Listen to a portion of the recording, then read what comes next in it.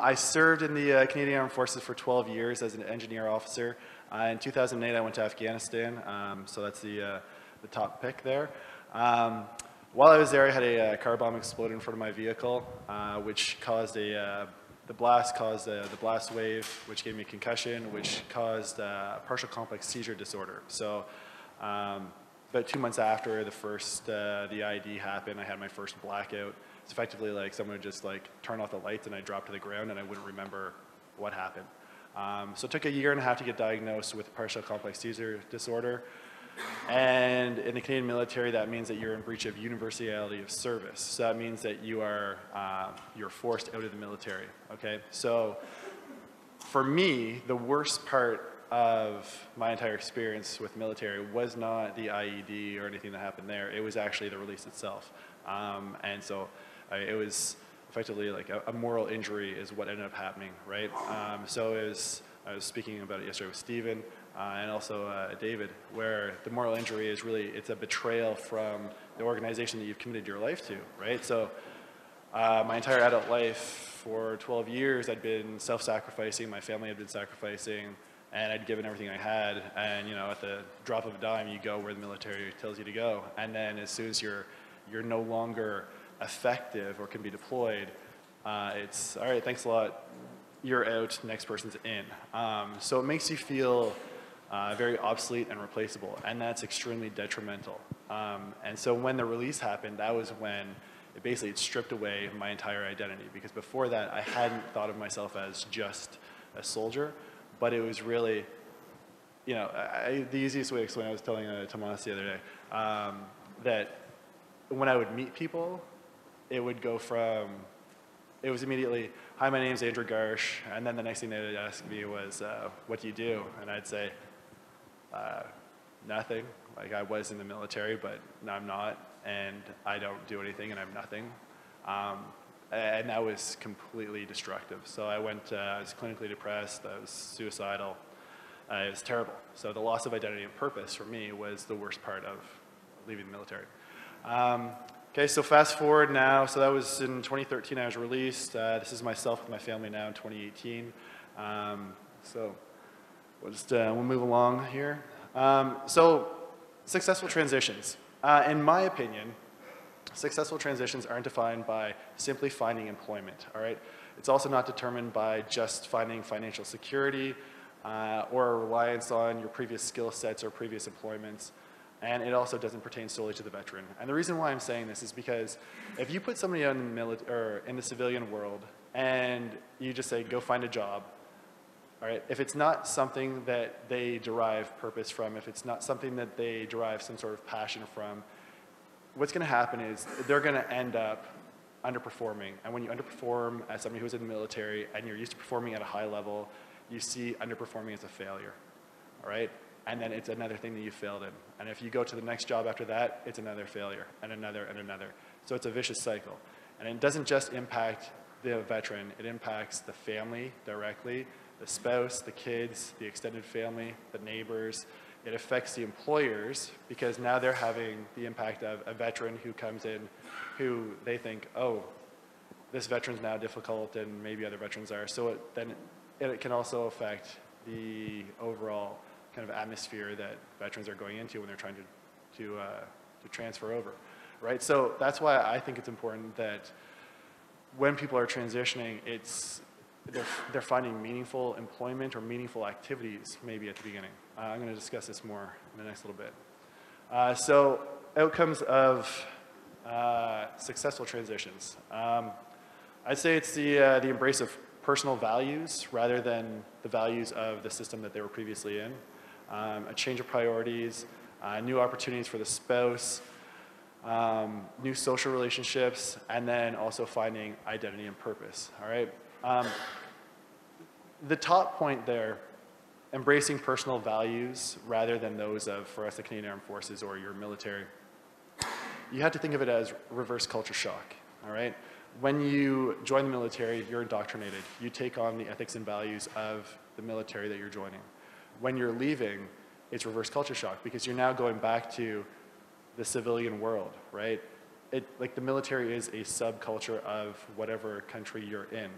it's got a completely different set of ethics and values. So if you also add to the fact that, you know, those formative years from like the 16 to 25 kind of range, where most people join the military, that's when a lot of people are really, they're building their identity. So if you're always inculcated with the values of the military that you're in, you're not really truly finding yourself. So it's like when you're finally released from the military, you actually have to go out and figure out who you are as a person without the ethics and values of the military, right? And that can be very difficult for somebody who never did that as an adult before.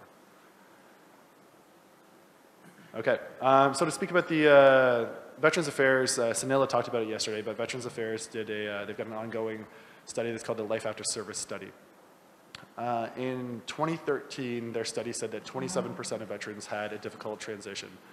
The 2016 report said the number had gone to 32.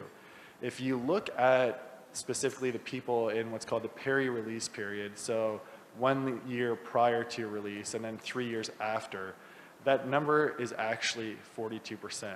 So these are, you know, that's the highest percentage of people that are getting out at this point in time. So the percentage of people who are actually having a difficult transition is actually much higher than the idea of a 32%, okay? And you're gonna see that across the board with conflicts that are drawing down. As people are leaving the military, right, they might be retained for a certain length of time with the Canadian Forces. You need to have 10 years in to get a medical pension. Lots of units were almost hiding people until they hit their 10 years so that their guys could get a pension, and then they're all being released, okay? So if we're gonna talk about just on a person-by-person basis here, in Canada we have about 5,000 people that leave our reg force every year, and so times that by 4 years, 1 year pre-release, 3 years after, that's 20,000 people. 42% of those gives you 8,400 people, right? So when you think about it that way, there's 8,400 people that are having a difficult transition right now for Canada. You could probably correlate those numbers to different your countries. I'm sure they're off by a bit of a variance, but I'm sure it's quite similar also. So looking at it that way, instead of just hearing percentages and looking at the actual numbers, you can see it's a big issue, and we're really just scraping the surface.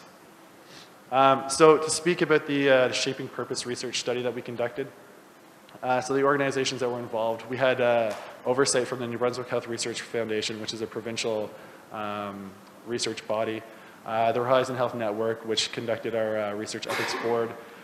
We hired 2 third-party independent researchers. So one was Dr. Duncan Shields to provide our qualitative assessment, and Dr. Amy Palmer to do the quantitative assessment. The funding for the study was provided by Irving Shipbuilding, which is a defense contractor, and the New Brunswick Health Research Foundation, the St. John Regional Hospital Foundation, and Desjardins, which is a bank. So none of those bodies were tied to government, and they don't have any vested interest in what the outcomes are. So again, this further strengthens the third-party nature of the research. Okay, so to discuss the quantitative study, I should make note that the study only started in 2017, and because we have a year follow-up for the quantitative, our last session was conducted in November of 2017, so we don't have quantitative results to discuss right now. I can tell you that we had 89 participants, approximately 25% were female.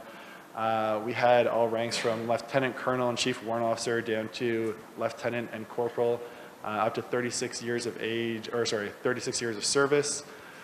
We had conventional forces, we had special forces. Right there you can see some of the different survey measures that we used and our follow-up times. So basically the way we structured the quantitative study was that we had a baseline surveys done immediately before we conducted the Shaping Purpose program.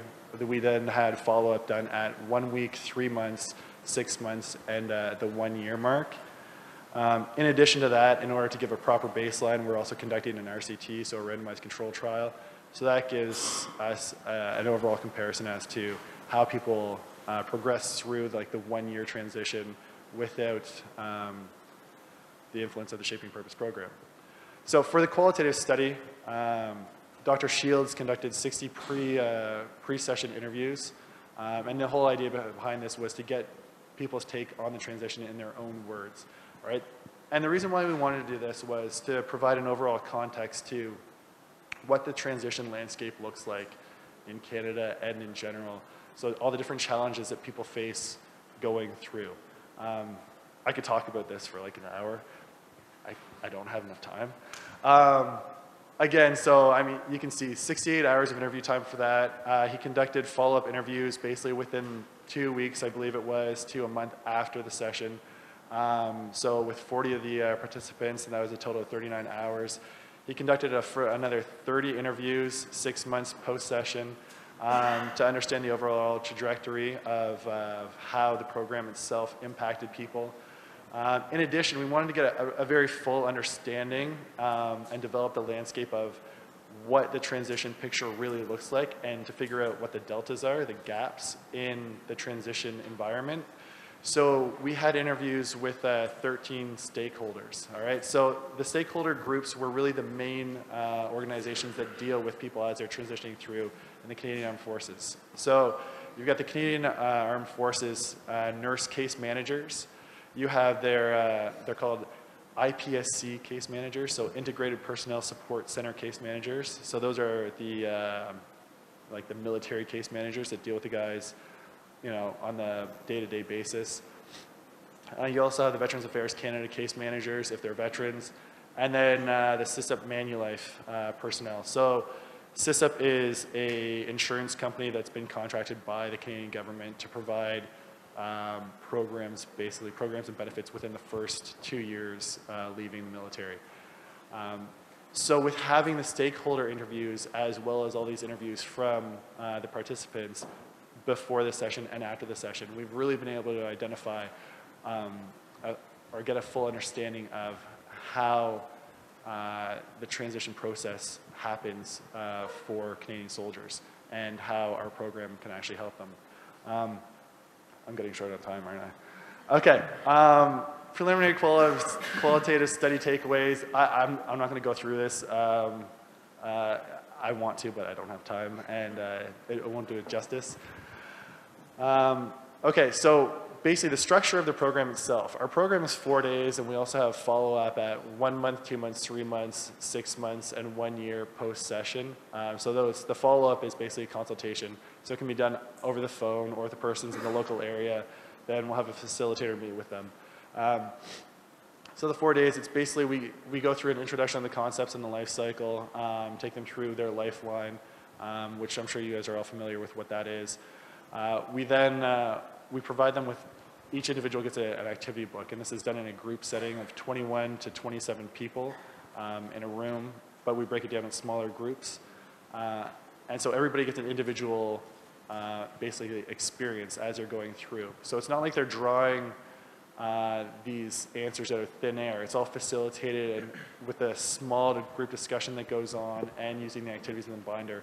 There's a lot of insightful, introspective learning that happens that you don't get from a one-on-one counseling with just like a case manager. And that's a huge strength. I mean, group therapy is fantastic. We also talk about the different aspects of well-being and how the different external factors can play into well-being. So within prosperity, health, and happiness, you've got them listed there. This falls very much in line with a lot of the different models that are out there for well-being. The end of the program basically culminates with looking at how the different external factors of well-being match up with your gifts, passions, and values. And you can see that as they're going through the program, people can actually see that their gifts, passions, and values, they're all in line when they have these positive experiences in their life. And then when they're in these lows in their life, they realize that something's gone on where they can't embrace their gifts, passions, and values. And so then it allows them to actually start to set the conditions to move forward in life and make a plan to take positive action and set the conditions for themselves to go forward. And so that's what we call the life plan. And we use SMART goals in order to do that. So it provides them with metrics to see whether or not they're staying in line with their plan.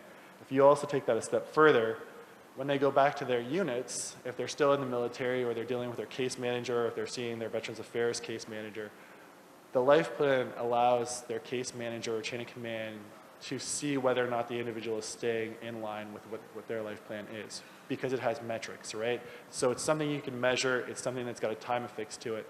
So if they're going off the rails on their life plan, you can very easily identify that this person is going to start having a more difficult transition. You can then basically take proactive steps, corrective measures to get them back on track and talk to them and see what obstacles they're facing and help them work through that. So instead of seeing, oh my gosh, you know, things have gone off the rails, you can course correct before they go completely off the rails. And that, I think, it's a huge benefit. It also allows for the passing of the individual to go from the Canadian Armed Forces to Veterans Affairs without having to retell their story over and over and over and redevelop a new vocational rehabilitation plan and whatnot. So some of the lessons learned, basically just to recap, from the participants, we were told that there was a huge strength in having like a military to civilian bridge, where you have a civilian program that has people involved with it that have been in the military but have now made the jump over to the civilian world. So they can learn from the people that have already gone through, they can relate to it, they know that they're not alone. And we were told that if it was just a military-run course, it wouldn't have the same effect. Going back to the evidence-based approach, and the need for outcome measures. I think when you guys are going forward with your Ministry of Veterans Affairs, you need to really ensure that there are funding mechanisms that are in place so that the programs that people are developing,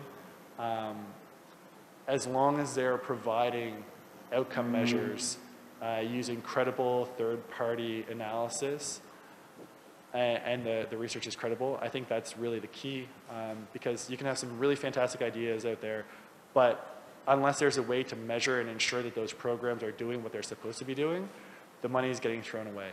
And unless there's a mechanism in place to fund the programs that are showing that they're able to provide the outcomes they're saying, then again, it's a waste, right? So there needs to be, I would recommend that there's some sort of policy built in as you guys are going forward to allow you to do that.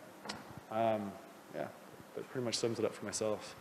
Feel free to contact me later on if you want. I can pass it to business cards. Thank you very much.